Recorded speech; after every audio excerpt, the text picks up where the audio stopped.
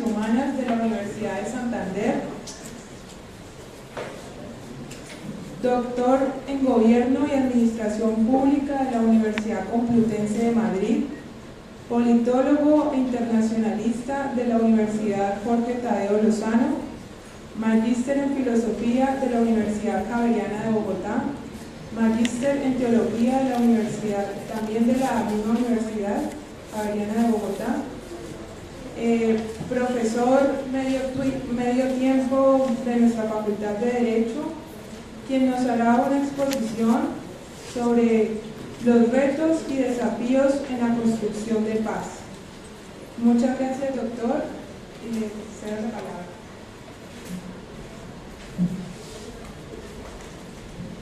Bueno, muy buenas noches para todos y para todas.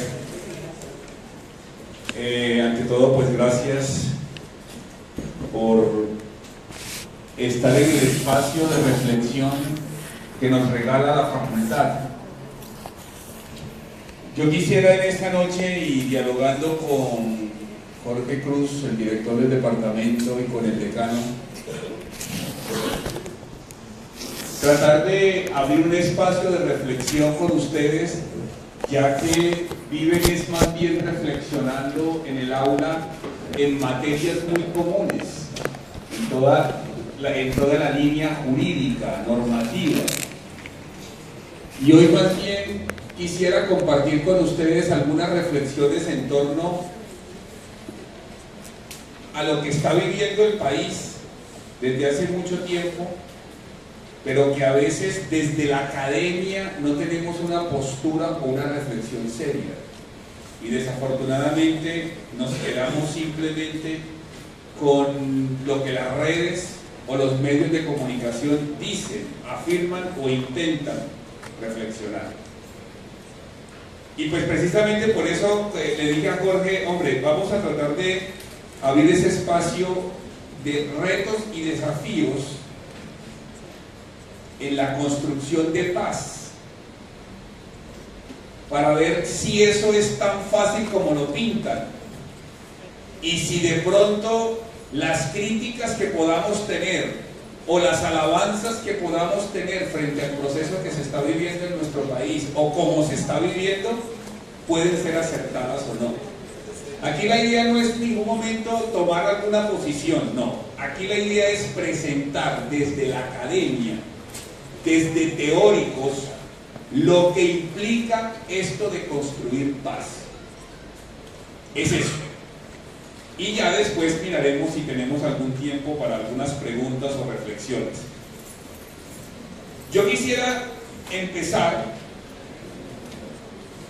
dejándolos y dejándolas que nos ubiquemos en qué es lo que ha vivido este país en los últimos 20, 30 años, intentando salir alternativamente al conflicto y la violencia. Y luego ver otro cuadro comparativo de algunos procesos alrededor del mundo que se vivieron en unos países similares a nosotros. Cada contexto, cada país, cada sociedad tiene una realidad de conflicto y violencia distinta. Por lo tanto, cuando esa sociedad o ese país intenta salir alternativamente al conflicto y la violencia, vive situaciones distintas. Ningún caso alrededor del mundo es igualito al otro. Y ya vamos a ver un poco las características a lo que me refiero. Vamos a empezar por este primer cuadro. En este primer cuadro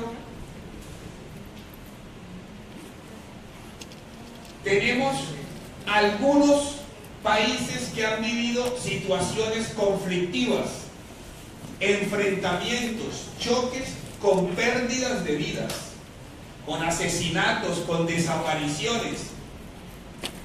Luego tenemos el tiempo que duraron en negociaciones las partes enfrentadas. ¿Cuántos años duraron negociando? Luego, ¿de qué año a qué año se vivió el proceso de negociación? ¿Cuántos años duró el conflicto? ¿Y cuántas víctimas? Es simplemente un momento de arranquemos de algo que está ahí real, antes de meternos en teorías y en afirmaciones desde perspectivas teóricas. Tenemos Irlanda del Norte, Angola, Guatemala, El Salvador, Burundi, Sierra Leona, Sudán del Sur, Sudáfrica, Tayikistán, Indonesia y nosotros. En Irlanda del Norte duraron 30 años matándose, en Angola 26, en Guatemala 36, en El Salvador 13, en Burundi 25, en Sierra Leona 11, en Sudán del Sur 22, en Sudáfrica fueron 44 años del apartheid, Tayikistán 5 años, en Indonesia 29 y nosotros 68. Porque yo no, esta última etapa de conflicto y violencia, yo no la arranco con el nacimiento de las guerrillas en el 64. Yo arranco más o menos con yo digo, desde el análisis, como politólogo, yo arranco desde el asesinato de Gaitán para acá. Me voy un poco más atrás. Miren, estos años, ¿cuántos años dialogando? Es decir, sentados, venga, hablamos un ratico, otro ratico, se rompían las negociaciones, volvían, echaban bomba, volvían, se mataban, volvían, se sentaban. En ese son, duraron en Irlanda 21 años, en Angola 14, en Guatemala 11, en El Salvador 10, en Burundi 10, en Sierra Leona 8, en Sudán del Sur 7, en Sudáfrica 5, en Tayikistán 5, en Indonesia 5 y nosotros duramos 4 años para resolver 68. Disque para resolver, digo yo disque porque ya van a ver cuando tenemos las teorías. Y aquí está el número de víctimas. Obviamente son pocos los países que se acercan a la cantidad. Nosotros al día de hoy en el registro único de víctimas, que no es tan real, llevamos 8.632.032 víctimas a esta mañana. ¿Y por qué digo que no es tan real? Porque hay gente que todavía no se ha acercado a las ventanillas del Estado a decirle que son víctimas porque les da miedo. Hay gente que no ha bajado todavía de las veredas que están bien encima en las montañas porque no pueden salir. El país que se aproxima a nosotros es Sudán del Sur, que tuvo 6 millones de víctimas. Luego otro con alto número de víctimas, Angola, con 1.550.000. Aquí solamente seleccioné estos países, pero miren, los que estudian esto, como por ejemplo hay un investigador catalán que se llama Vincent Fisas, todos los años saca un libro que se llama El Anuario de Paz. Este hombre ha contado cerca de 120 conflictos alrededor del mundo, similares a los nuestros, por diferentes causas, pero ahí está ese dato. Con ese punto de partida yo los invito ahora a que miremos lo siguiente. Colombia, ¿cuántas veces lo he intentado y nada que hemos acertado? Yo arranco ahora simplemente en Betancourt, porque Betancourt, de los últimos presidentes, fue el que dio el paso a abrirle la posibilidad a la guerrilla de dialogar en los últimos decenios. Betancourt gobernó del 82 al 86. Yo no sé si aquí algunos, los que tenemos más canas y arrugas, nos acordamos porque estábamos en el colegio en esta época. Él, que fue lo único que hizo, se acercó a las FARC y logró un cese de hostilidades. Betancourt no logró más. Recuerden ustedes, los que tenemos más edad o los que han estudiado, este hombre le fue mal al final porque le tocó Armero y le tocó la toma del Palacio de Justicia. Entonces se le complicó la vida, pero el hombre se acercó. Le siguió Virgilio Barco y este hombre aprovechó lo que venía haciendo Betancourt y siguió en acercamientos y diálogos con las guerrillas. Pero el que vino a asumir todo el premio, los aplausos y a vivir las glorias fue el que siguió, Gaviria. Porque Gaviria logró agarrar los 8 años que venían en acercamientos y diálogos, los logró concretar en procesos de desmovilización. No, vea, los colombianos tenemos mucho Alzheimer histórico. Y aquí les recuerdo, comenzando la década de los 90, en pleno gobierno de Gaviria, se desmovilizaron todos estos grupos, todos.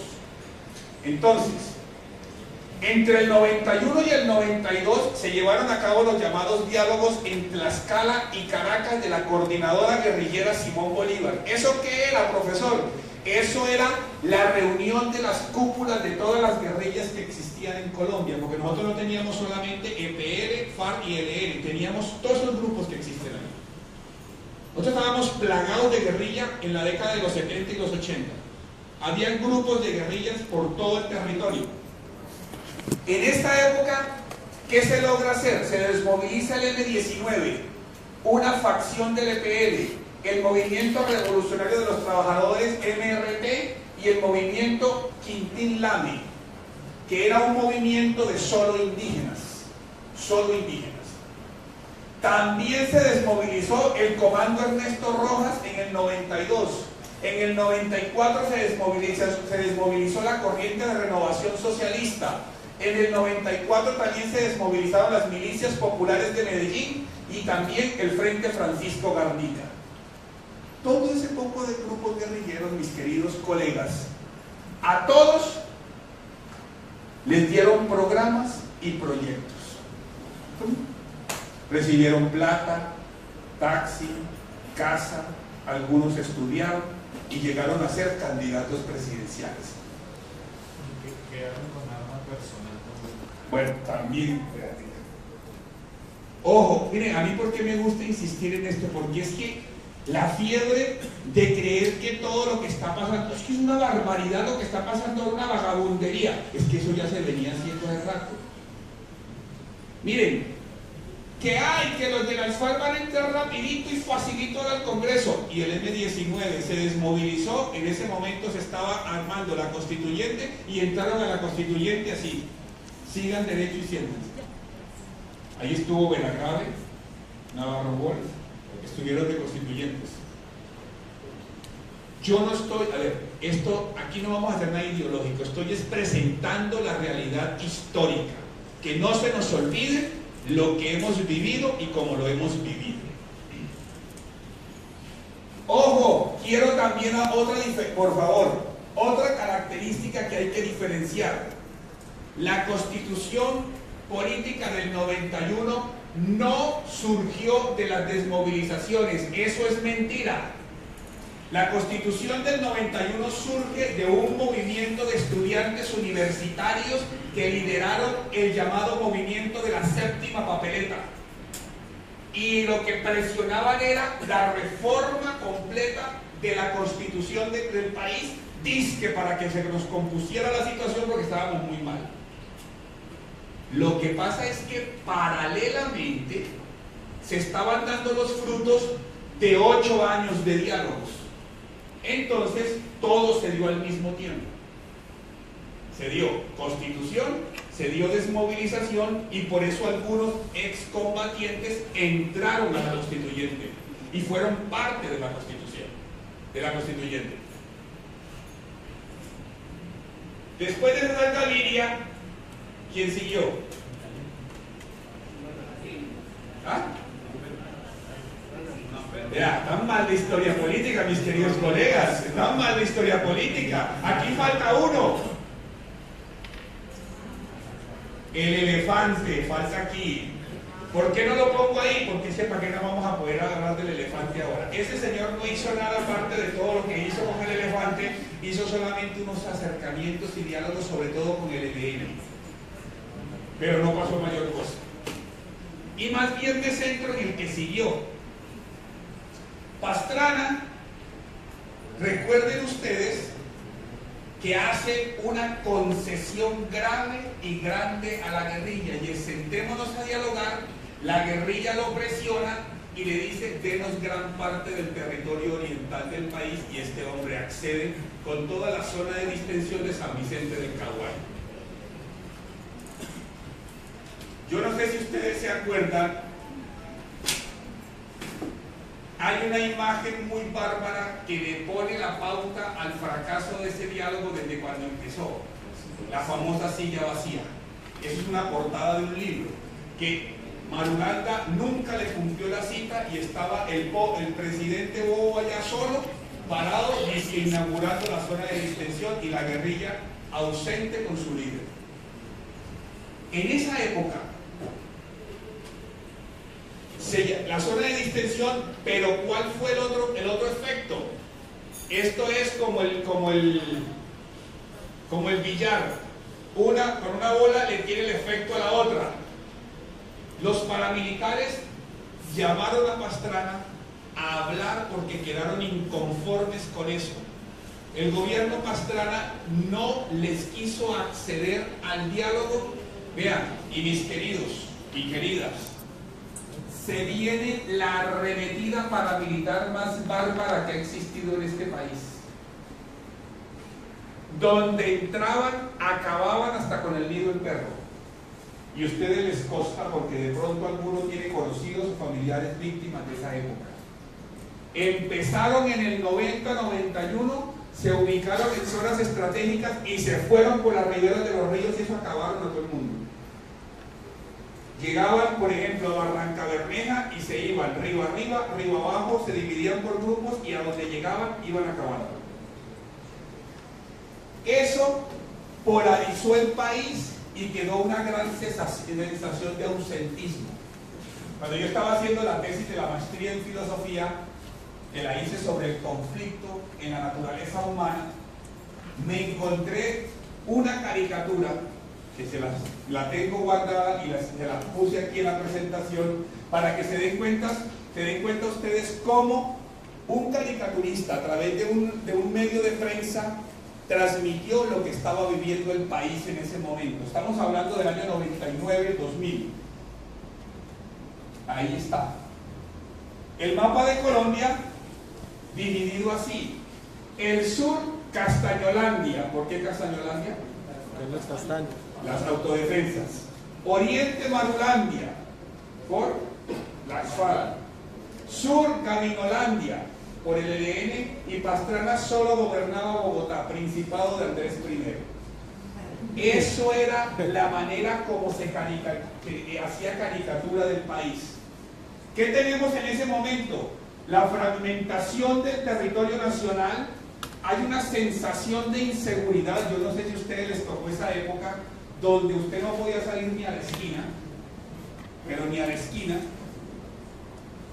Todo el mundo replegado en sus casas, todo el mundo replegado en las ciudades, nada absolutamente se podía. Se polarizó el país, vino toda la embestida militar y el famoso Plan Colombia, que recuerden ustedes que es la ayuda que Estados Unidos le da a Colombia, sobre todo para reforzar la fumigación y la lucha antidrogas, con un gran porcentaje de ese presupuesto para equipar unas fuerzas militares y de policía sólidas que hagan toda la embestida que deben defender la integridad nacional. En ese momento surge la figura de un personaje en un país que estaba vuelto nada. No veíamos esperanza, no veíamos para dónde coger, nadie podía salir a ningún lado, y empieza un hombre a hablarnos en un lenguaje. Si hay aquí algún comunicador o comunicadora, saben cuál es el poder del lenguaje en estas cosas, y empieza a hablar y a tocar las fibras de un país que necesitaba que nos ayudaran y nos salvaran. Y entonces nos empiezan a hablar de compatriotas, la patria, la seguridad, tenemos que volver, lo nuestro, el capital. Claro, todo el mundo. Y gana este hombre con un porcentaje altísimo de votación. El abstencionismo bajó, llega rapidísimo a la presidencia y llega con toda la doctrina de la política de seguridad, de la estrategia de seguridad, ¿sí?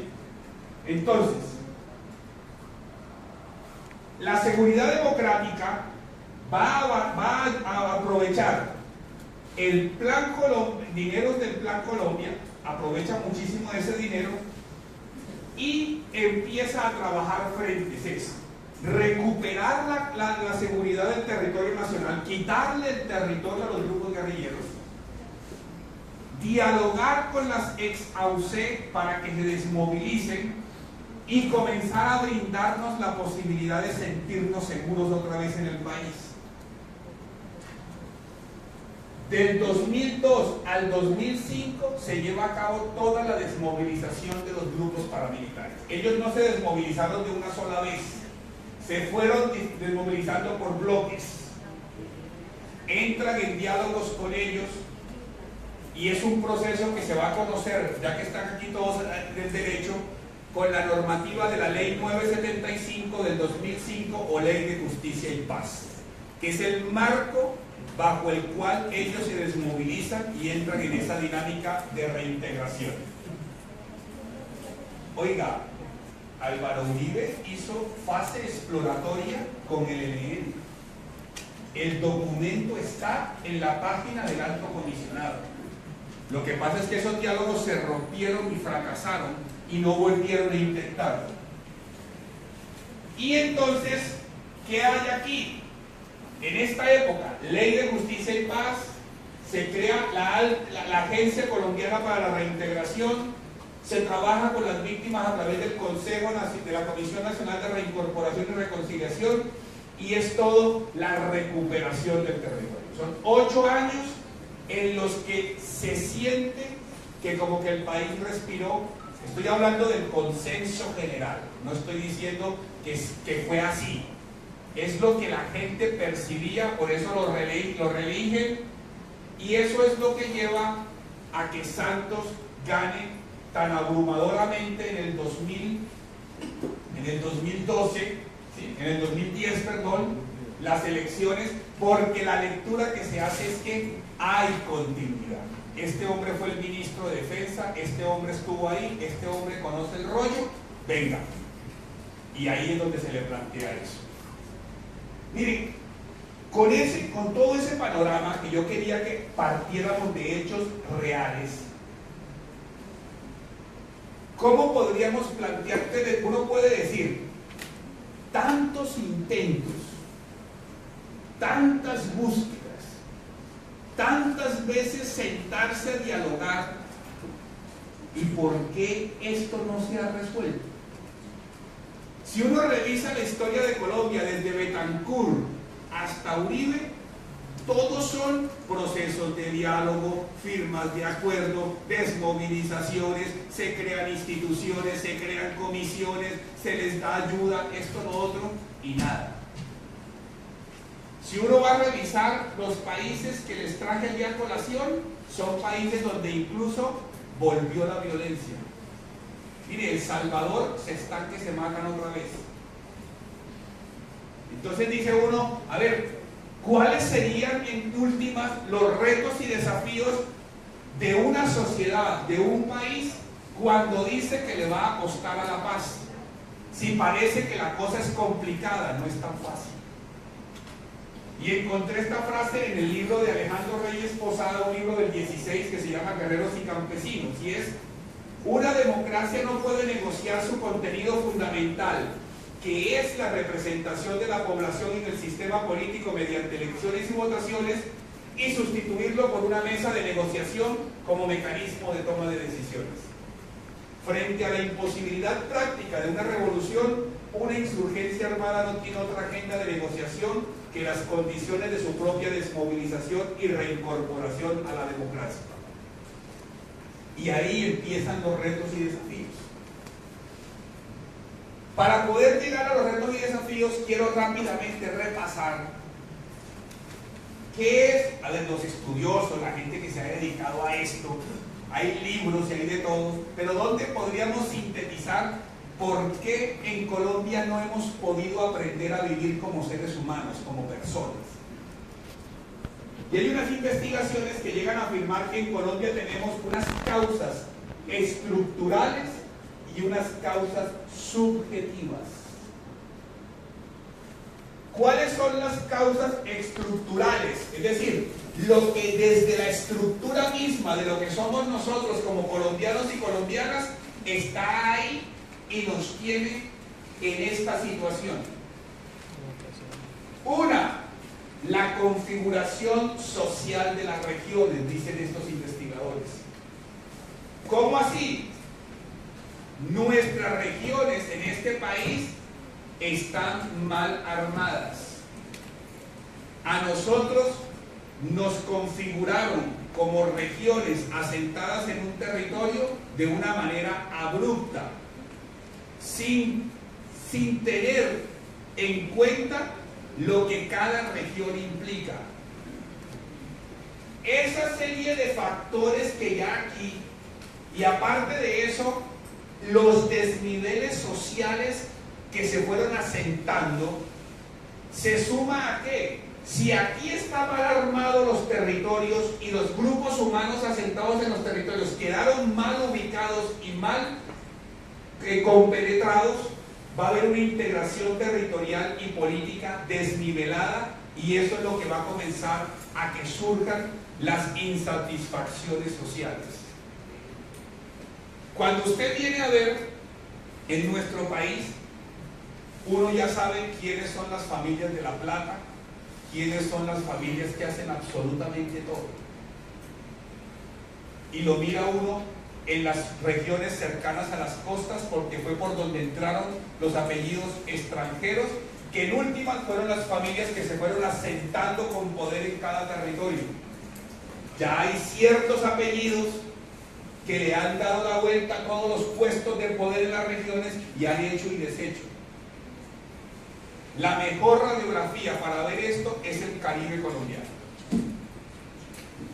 Los invito, si quieren, en la revista Semana de esta semana, valga la redundancia, la pueden ver en semana.com, está, hacen una radiografía de cómo se están moviendo las fichas para este 11 de marzo en el Caribe colombiano. Y usted va a ver los mismos con las mismas.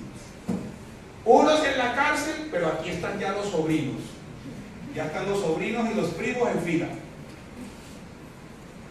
Eso que hace que los desniveles sociales se vean mucho más altos, y esto crea tensiones y contradicciones que no ha habido un régimen capaz de procesarlos, de tratarlos. Y entonces aquí que entra, aquí entra todo lo que es la inequidad, la injusticia, la desigualdad que hay en nuestra sociedad.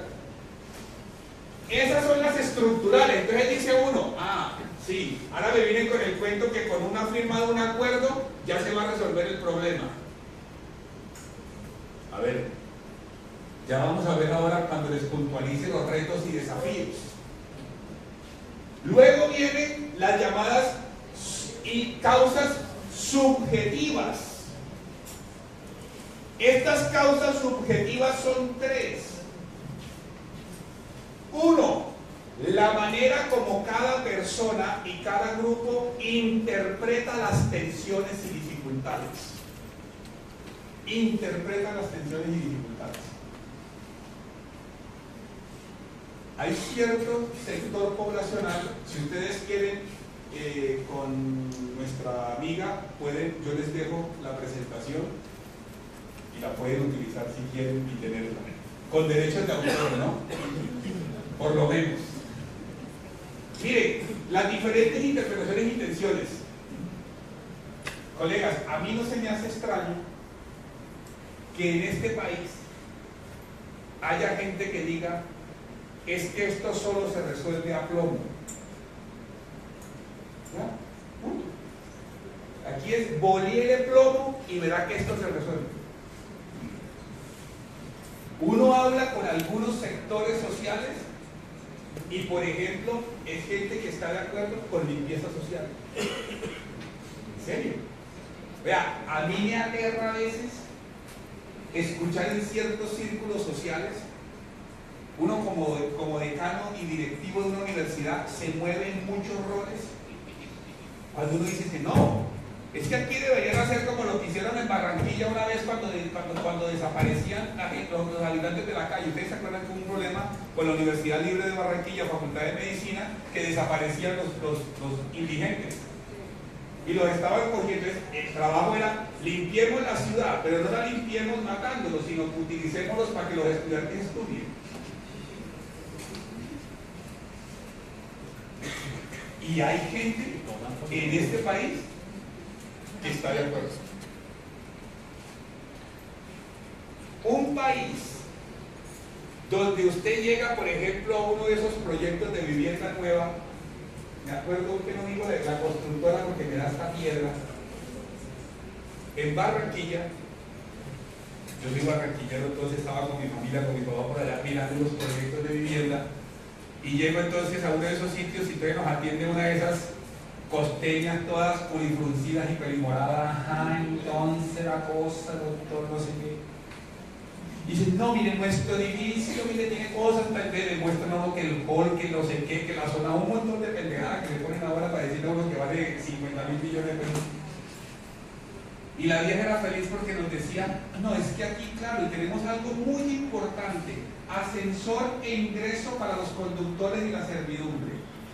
Un país que hable así todavía tiene que preguntarse si es un país que está abierto para construir casas.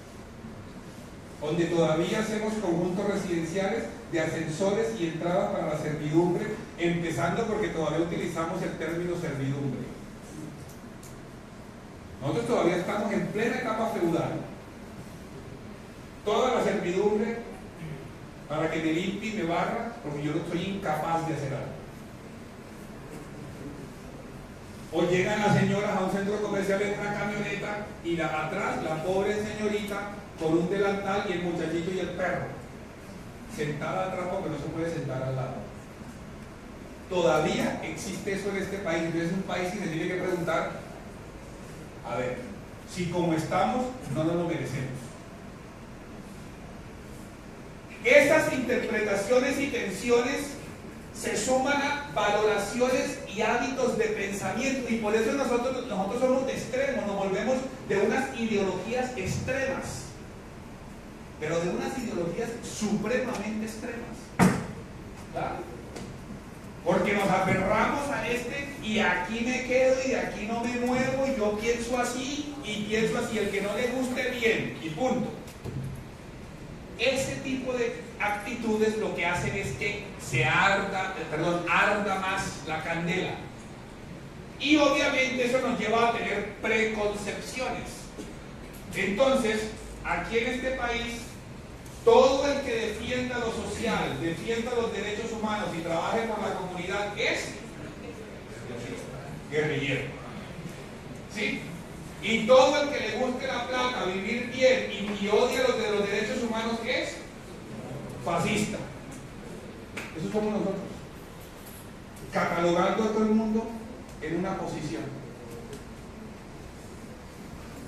Entonces, miren cómo con esas causas, a mí me gusta presentar las causas y la gente como que va diciendo, oiga, entonces esto será que se va a resolver en algún momento.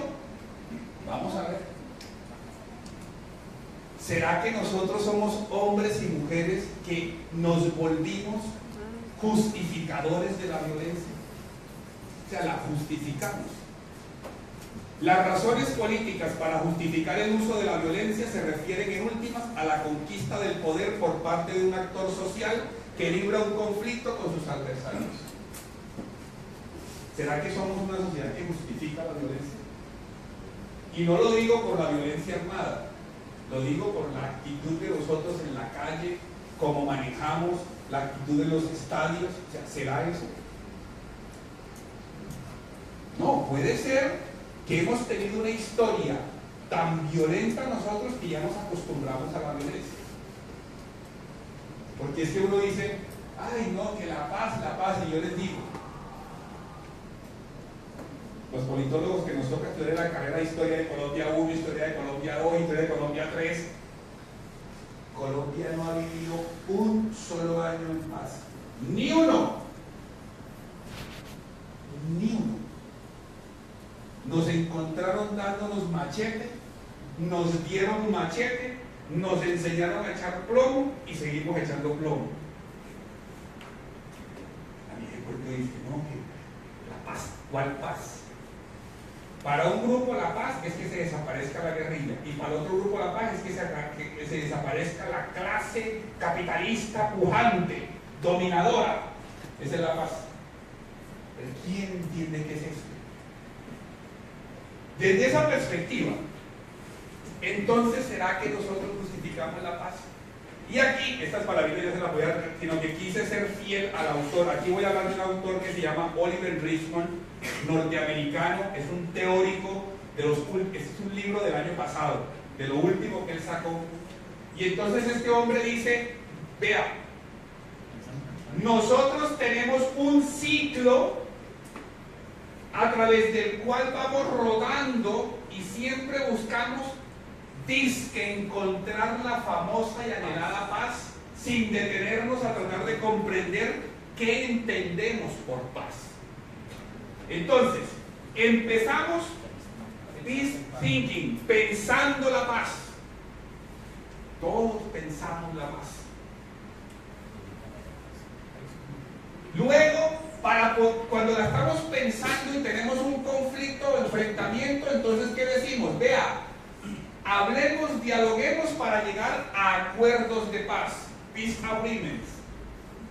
Lleguemos a un acuerdo, vea, no nos matemos. Entonces, digamos que usted va hasta la baldosa 2 y yo voy de la 3 para adelante, pero no hasta ahí, llegamos a acuerdos. Pero para llegar a esos acuerdos, los acuerdos no resuelven todo. Necesitamos vivir procesos de paz. Y el proceso de paz nos debería llevar a la construcción de paz. Porque en últimas, la construcción de paz, ¿qué es lo que quiere? Que reconciliemos la paz con el poder. O sea, no le ponga el pie al otro encima.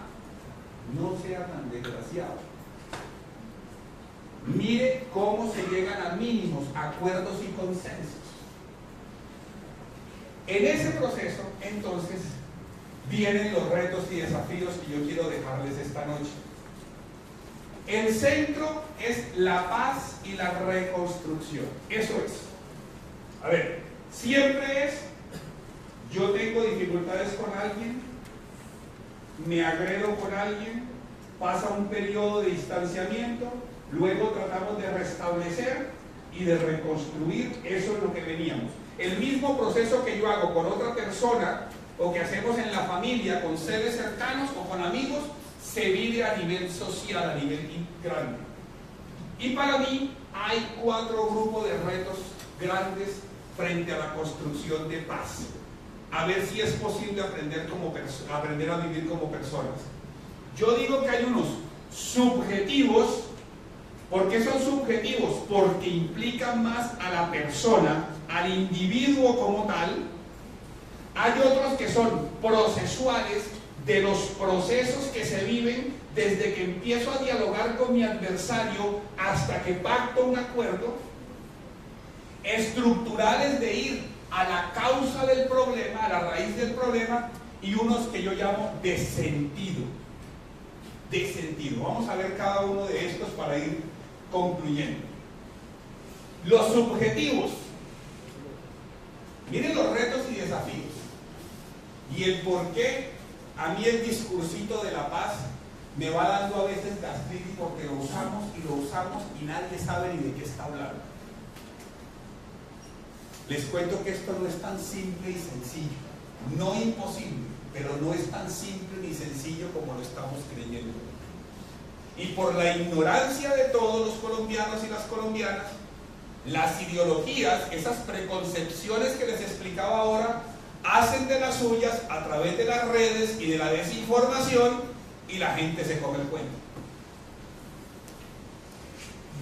¿Usted cree que 68 años de plomo se va a resolver en un año? ¿O en 4 años? Nada. Entonces empecemos a ver cuáles son los primeros retos y desafíos que tenemos nosotros para construir la paz. Nosotros mismos. la persona. ¿Por qué? Porque la naturaleza del ser humano es conflictiva. Todos somos conflictivos por naturaleza. Nadie se escapa. Si no, mire a ver, revise la reacción suya cuando le dicen algo contrario a lo que usted piensa. Revise, ¿cómo reacciona usted? Revise su reacción cuando le sacan la piedra. Hágalo. Mire y verá. ¿Por qué usted se indispone y a veces quiere hasta matar y comer del muerto? ¿Por qué? Porque somos conflictivos. ¿Y por qué somos conflictivos? Porque somos humanos, porque somos distintos, porque nuestro origen es distinto, porque nuestro sentido de la vida es distinto, porque somos distintos. Porque la diferencia y la diversidad no los asumimos como factores de engranaje para matarnos. Usted piensa distinto que yo, entonces usted es un hijo de no sé cuánta nivel. ¿A usted no le gusta esto? Pues problema suyo.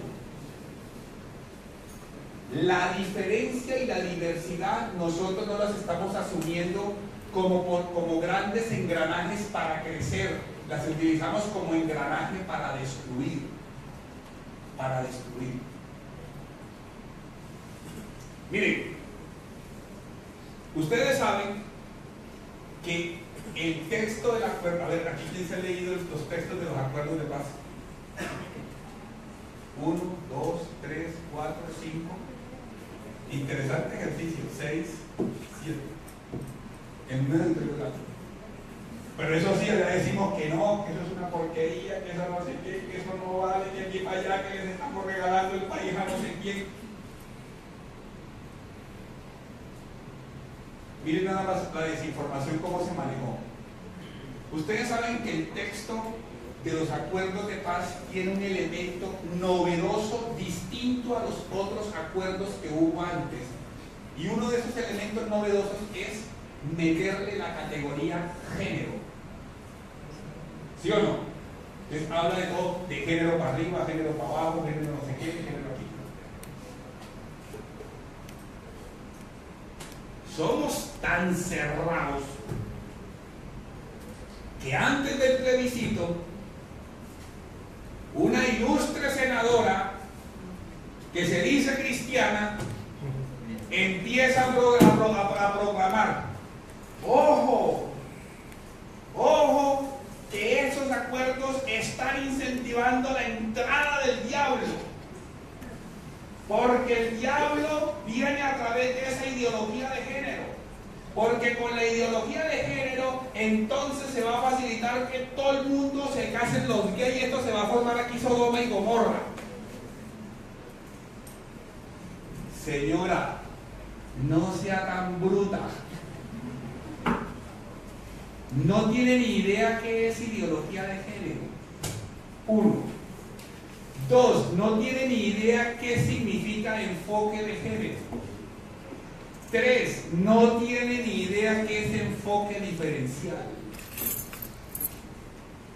El texto del acuerdo no habla de ideología de género.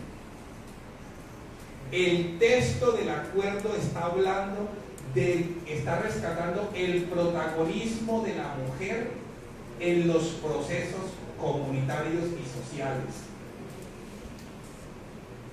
Y lo que sí habla el texto del acuerdo es pensar todo con enfoque diferencial, que son dos cosas distintas. Cuando usted habla de relaciones interpersonales de personas del mismo género, gays, lesbianas o lo que sea, LGBTI, no sé qué, un montón de letras que hay ahora, ¿sí? Cuando usted habla de eso, eso no es género. El género es claro: macho, hembra. Eso es género.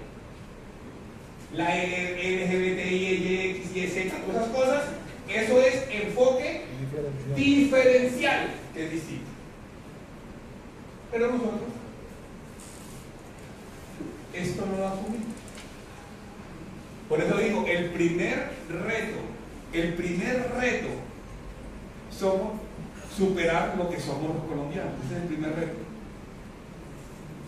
Todas las preconcepciones a que estamos haciendo ahorita. Efectos de las confrontaciones durante el tiempo. Oiga, pero yo entiendo nuestro proceder. Porque es que una sociedad, los abuelos de los papás, algunos papás de nosotros, el papá mío tiene 74 años, o sea, por ahí están. Ese señor no ha visto lo que es vivir en paz aquí. Imposible que nosotros no tengamos este vicio ya de vivir en actitudes como estas. Es que hemos vivido solamente el ponerle el pie al otro, el encoger al otro, el abusar al otro, el destruir al otro, acabar al otro. Eso es lo que hemos visto. Y obviamente eso nos lleva a muchas tomas de posición frente a la realidad. A todo. Yo tomo mi posición y yo, es esto y punto, y de aquí no salgo. Aquí me quedo. Segundo grupo de retos y desafíos, los procesales.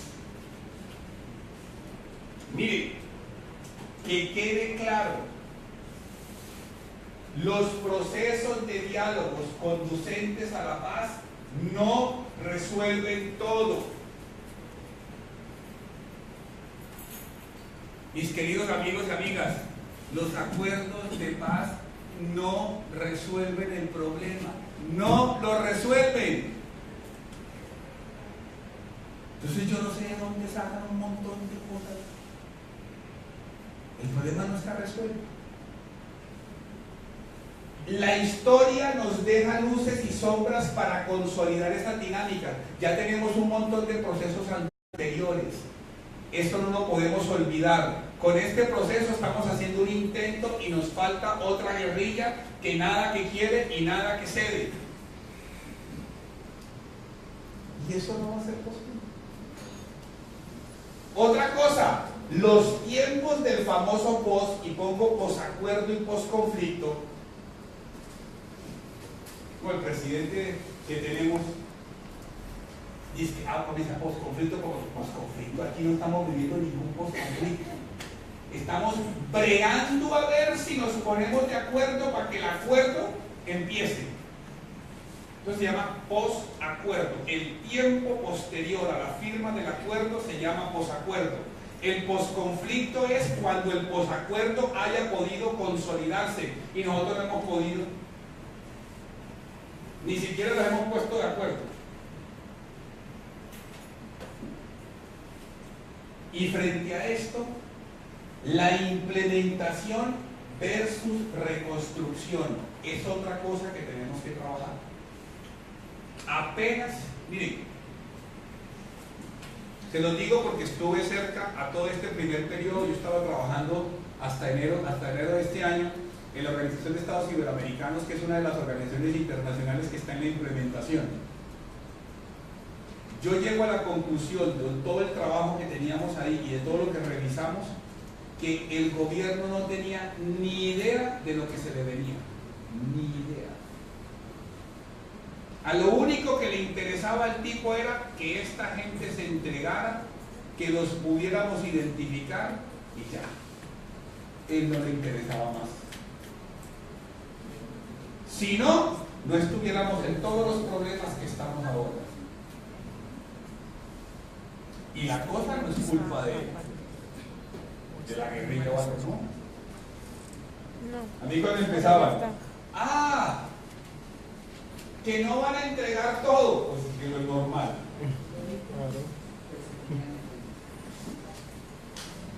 Que va a haber disidencia. Lo anormal hubiera sido que no hubiera habido disidencias. Así que yo decía, oiga, nosotros somos tan tontos. Nos decían y todo el mundo, sí, que están diciendo esto. Otra cosa, que dice que nada más le van a dar 5 a 8 años, que esto, que no sé qué. ¿Y cuánto le dieron a los paramilitares? Ustedes saben que ya Diego Vecino ya está afuera. Los grandes matones de los paracos ya están afuera. De pronto son vecinos suyos y no se han dado cuenta. Diego Vecino vive en Envigado. Él está allá. Ya pagó 8 años. Y como los que le llevaron, a los que están en visa para un sueño, son los de arriba, ellos están ahí, ya pagamos y me voy. Yo les pregunto, ¿en qué país del mundo una persona que ha delinquido 40 y 50 años se va a entregar para que le metan 60 años de cárcel? ¿A quién país? Ninguno. Cuando usted hacía algo malo y su mamá le iba a dar fuetazos, ¿usted qué hacía? Pues se escondía y aparecía las horas que tuviera que estar escondido hasta que ya la chancleta no le cayera. Miren, ustedes, una materia que yo daba en la maestría en Derecho era justicia penal, justicia transicional y reconciliación social. Por eso surgió la justicia transicional, como un elemento para que se le ofrecieran algunas garantías a quien estaba delinquiendo, que dejara de delinquir, que asumiera responsabilidades, pero no que le cayera el peso de la ley completa. Hay ciertas cosas que hay que tener en cuenta. Ustedes ven ahí que hay entre paréntesis unos 10 años. No se me van a decepcionar ni se van a ir tristes. Ya está comprobado haciendo un cuadro comparativo de muchos procesos de paz alrededor del mundo. 10 años es el tiempo de prueba para ver si lo que Colombia está viviendo tiene efecto o no. 10 años. Y nosotros estamos esperando respuestas ya. O sea, 2 presidentes y medio, según la estructura colombiana. Por eso es que ya Santos le resbala desde el año pasado lo que pase. Ese tipo ya está en la actitud de me voy, ustedes ahí les dejo el muñeco, yo me voy. Y él se va con su pensión de expresidente y seguramente lo van a empezar a invitar a dar conferencias por todo el mundo. Si el viejito Mujica, con todo el mundo que lo quiere, porque el viejito es que socialista, tan querido, el abuelito, tan chévere, buena gente, el viejito, lo que cobra por una conferencia el viejito, eso es lo que la gente no sabe. Pero es el gran socialista. Ahí tiene unos zapatitos nada más el viejito y camina. Pero lo que cobra, y un Volkswagen. Pero lo que cobra el viejito por una conferencia, entonces 10 años, o sea, nos faltan 9 para ver si esto surtió efecto. Y luego tienen ustedes aquí 3 décadas. ¿Saben qué son 3 décadas? 30 años. ¿Y qué pasa en 3 décadas, doctor? Pues en 3 décadas vamos a ver los resultados de lo que acabamos de hacer. Es decir, más de uno de nosotros ni lo va a ver. Ni la va a ver. ¿Listo? Exacto. Plantear la paz desde el centro, desconociendo la realidad de la región y lo local. Miren, la paz de este país la construir. Hay que ponerle el foco es a las regiones, no a todo completo. Vea, nosotros en las ciudades estamos con el cuento, muchos bravísimos por el proceso, otros indiferentes y otros satisfechos.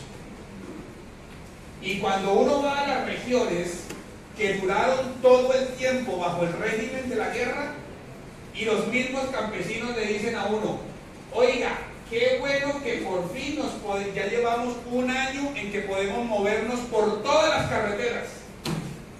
Llevamos un año en que no hay que pedirle permiso a nadie. Llevamos un año en el que los niños pueden ir a la escuela de la otra vereda. Llevamos un año en que aquí no hay un muerto. Pero desde las ciudades estamos diciendo, eso no vale, eso y las regiones, que fueron las que vivieron los efectos directos, esas regiones tienen otra perspectiva. Y es allá donde posiblemente está esa dimensión. Los retos y desafíos estructurales. Primero, se necesitan unas reformas de fondo que vayan a las causas estructurales. Nosotros somos el 8º país del mundo más inequitativo. El 8º. Somos el 8º país del mundo donde la diferencia es abismal. Por lo menos aparecemos el 8º en algo. Según la FIFA, Colombia es como la 6ª selección. Y en inequidad somos los 8º. Vamos allá a la par. Que los líderes políticos asuman la dinámica los líderes políticos asumen la dinámica desde lo inmediato, no desde las raíces. Miren, lo que esta gente pretendía, este gobierno era firme, entréguense y ya. No pensaron en más. Esto no se pensó en más. Por eso es que ahora los territorios que se les dieron como zonas veredales, muchos de esos territorios están casi desocupados. Porque se fueron. No hay comida, no hay trabajo, no hay nada. Y les tocó irse. Nosotros le dimos un diplomado a los que estaban en Tumaco, que allá estaban liderados por Romaña. Y esa zona ya está casi sola. Esos se fueron. Porque necesitan ir a trabajar, necesitan ir a comer, necesitan a buscar vida. Otro reto, la capacidad para dar el vuelco 180 grados en la dimensión social, política y económica. La apuesta por este sentido. Y lo procesual, todo es un proceso con transformaciones. Y eso requiere tiempo, mucho tiempo, y eso es un gran reto y desafío. Y el gran reto y desafío de sentido tiene que ver con esta dimensión de lo que llamamos el bien común. El bien común. Que nosotros, por la situación que hemos vivido y por nuestra constitución social, difícilmente en Colombia sabemos esto qué es. Primero que todo, necesitamos aprender nosotros esto de lo que es el principio de humanidad común, que eso nosotros no lo apropiamos y no nos digamos mentira. Cada vez que yo denigro de otro, cada vez que yo tengo la capacidad de ponerle el pie al otro, pasar por encima de otro, estoy violentando el principio básico de humanidad común, que contiene dos elementos: el principio de la diferencia, que ya hablé ahorita de eso, de la diferencia, pero una diferencia que nos hace dignidad común. Eso es clave, eso es fundamental. Y con este principio, el bien común se consolida cuando hacemos un ordenamiento del valor. El ordenamiento del valor no es valor económico, sino qué es lo valioso que nosotros como sociedad ponemos por encima de las diferencias y por encima de otro aspecto. Miren, yo puse el ejemplo, nosotros somos una sociedad tremendamente excluyente, pero muy excluyente. Nosotros, en cuanto llegamos a un espacio y estamos con alguien con el que no compaginamos, es buscar cómo sacamos del camino a esa persona.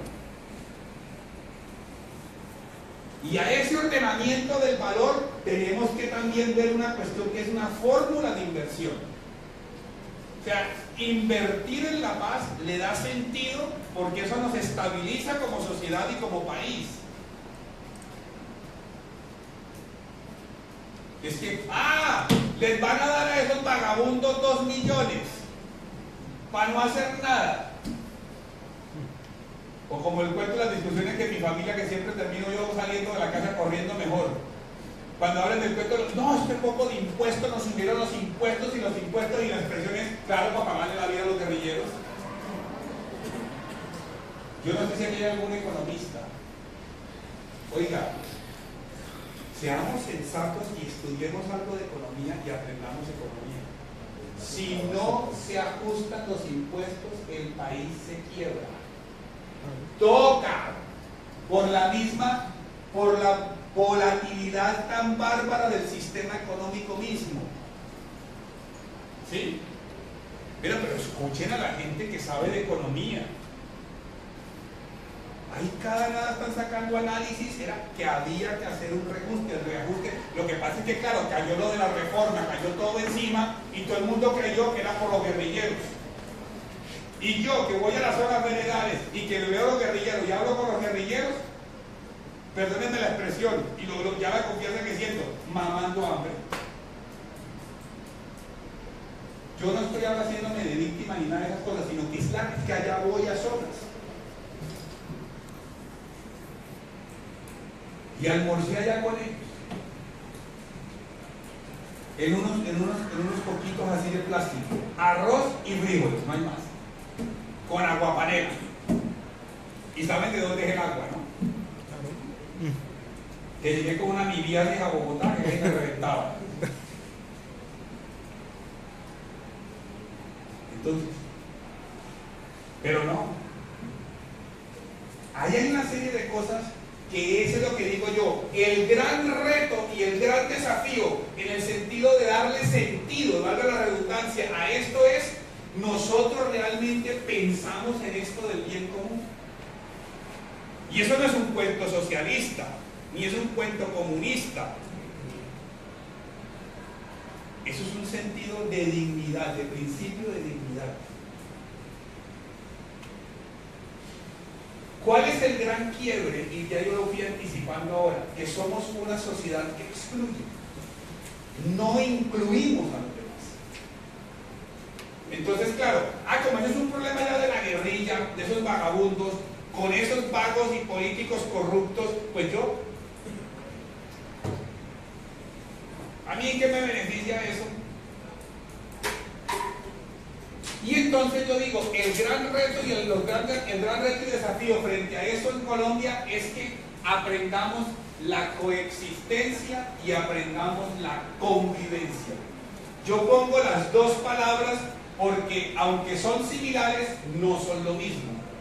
Y humanamente, en una situación como la que vive Colombia, es casi imposible, díganlo mejor, es muy difícil llegar a esto.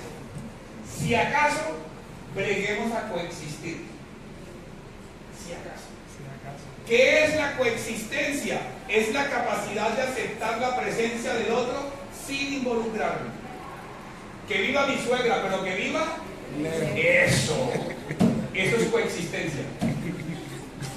Eso es coexistencia. Mi amor, vamos a darle a mi mamá. No, mi hijita, tengo partido de fútbol. Váyate tú solita, tranquila que yo te recojo. Es eso. Yo, listo. Estemos ahí, pero conmigo no se mete, ni usted se mete conmigo, ni yo me meto con usted. Punto. Ahí, allá. Pero, ¿qué es lo que necesitamos ahí? Mínimos hasta donde no me incomoden. Ojalá llegáramos allá. Pero es que nosotros ni a eso llegamos. Llegar por lo menos a decirle al otro, está bien, se desmovilizó, listo. Póngase a trabajar, ¿no? Ahora sí estoy solo nada a hacer vainas y pendejadas. Pero ya, usted allá y yo acá. Pero nosotros ni eso hacemos.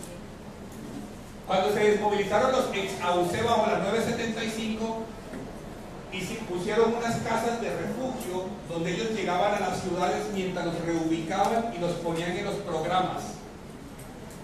Y había barrios donde decían, ay, chévere, que se hayan desmovilizado, ya no van a matar a la gente, pero ¿por qué no quitan esa casa de aquí? ¿Por qué no se los llevan por ahí bien lejos? Entre más lejos mejor. La idea es que lleguemos ojalá a la convivencia, que es la capacidad de comprender la presencia del otro, involucrarlo, dándole la oportunidad. Claro que para eso se necesita un proceso de crecer muchos años, mucho tiempo, eso no se ve de la noche a la mañana. Es la comprensión, lo que se dice ponerse en los zapatos del otro. Y es lo mínimo para hacer construcción de es lo mínimo que se pide, lo mínimo. Eso es importantísimo y es un gran reto y desafío. Y lo que les decía, esa lucha entre lo grande, lo nacional y lo local, que es donde realmente la paz se va a poder construir en las regiones. Y eso se va a hacer a través de dos procesos que el mismo Oliver Richmond dice: la formación en paz y para la paz y la construcción de paz, peace building, aquí se me enredaron las letras, o la construcción de Estado. Entonces es todo el rollo y la reflexión de la igualdad, dignidad, de los derechos humanos, sí, pero eso tiene que ir acompañado de pluralismo y comprensión intercultural. Por eso es que hay que hacer todo desde las regiones.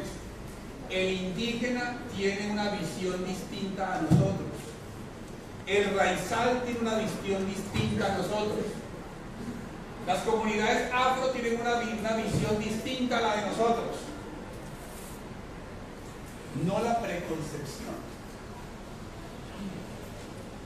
Es como cuando la gente de Bogotá llega a nuestros pueblos de las costas y se aterran porque a las 11 de la mañana ya están todos en la hamaca y en el mecedor. Y le digo yo, sí, vamos a moler cemento a las 12 del día a ver si eres capaz, cachaco. En esas regiones la vida empieza a las 3, 4 de la mañana, mientras tú estás metido en las cobijas lleno de frío, porque no eres capaz de levantarte porque tiene frío. A las 11 hay que recogerse, ¿por qué? Porque el sol de las 12 te mata. ¿O no? ¿Sí o no? Sí. O caminamos aquí a las 12 del día. Claro, la visión te cambia. En Bogotá tú te vas para allá, todo forrado, trabajas todo el día y llegas en la noche después de un trancón a dormir y a las 4 horas te tienes que levantar para volverte a ir. Aquí el ritmo es distinto. Eso implica comprensión de este tipo de cosas. Trabajar todo lo de transparencia y rendición de cuentas que nos cuesta tanto a nosotros. La participación, clave fundamental. Y obviamente cuando queremos construir paz tenemos que pensar, como decíamos, en reformas locales, en estrategias y acciones diferenciadas. Las decisiones no pueden venir de Bogotá, bajar a las regiones en el mismo contexto, porque Bogotá no tiene el contexto de las regiones.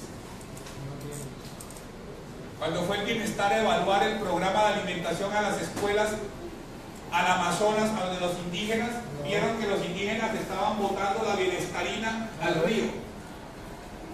Porque para el indígena eso es comida de animal. La bienestarina del indígena tienes que darle yuca, mazorca, plátano verde, ñame, eso. ¿Sí? Pero no, Bogotá mandó que había que dar bultados de bienestarina. Entonces van y les llevan a las escuelas de los indígenas en el Amazonas y claro, ¿qué hacen los indígenas? Se la echan a los pescados. El trabajo de grupos, economías de producción, la identidad histórica, la autonomía, fíjense todos los elementos que conlleva esta construcción de paz, que son fundamentales. Y simplemente unos datos para que miremos y vamos terminando, y es todo este tema de construcción de paz en perspectiva de reconciliación social. En los acuerdos de La Habana se habla 48 veces de reconciliación social, y ya las conté leyéndome el texto. 48 veces. ¿En qué acuerdos toca más el tema de la reconciliación social en perspectiva de construir paz? En los acuerdos 5 y 6. Acuérdense que los acuerdos 5 y 6 es fin del conflicto, víctimas, todo lo que es cómo reivindicamos al que fue destruido y lo que fue destruido. Y luego luego en el componente 2, en el segundo acuerdo, que es participación política, es donde más mencionan la palabra reconciliación social. ¿En qué sentido la usan?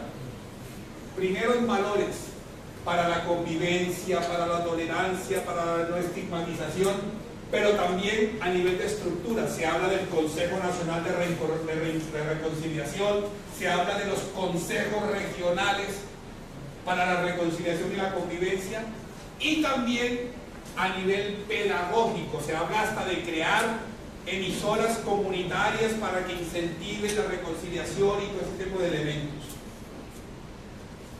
Y obviamente viene el elemento fundamental, y es ¿qué versión de paz tenemos? ¿Qué versión de paz tenemos? Y el mismo autor que le citaba yo, Oliver Richmond, él dice que hay dos versiones de paz: la versión estrecha de paz y la versión amplia de paz. La versión estrecha es: paz es cuando la violencia cesa, cuando no hay más ataques, pero no resuelve los elementos estructurales, lo de fondo.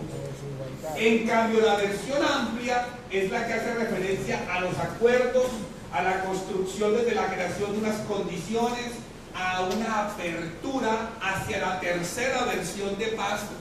La verdadera paz es cuando somos capaces de crear condiciones y procesos que nos lleven a coexistir, por lo menos a no acabar al otro en su diferencia y a garantizarle su dignidad. Ese es, si se dan cuenta, en retos y desafíos estamos bien lejos, pero bien lejos en esa dinámica y perspectiva. Y una frase que encontré en uno de los libros de tragedia griega: tú entendías que tu manera de interpretar los hechos era la correcta, en cambio yo entendía que la correcta era la mía. ¿Quién tiene la razón? Y ahí están un conjunto de elementos y reflexiones para que pensemos en los retos y desafíos de lo que es construir paz para una sociedad y un país después de 68 años solamente viendo guerra, viendo muertos y viendo plomo. Muchas gracias, y que ojalá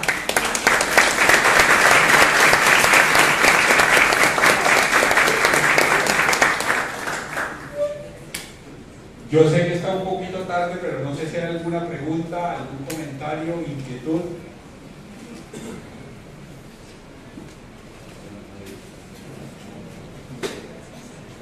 Bueno, pues, muchas gracias, éxitos en su vida personal y profesional, y estamos ante este reto, ojalá que pensemos mucho. Muchas gracias.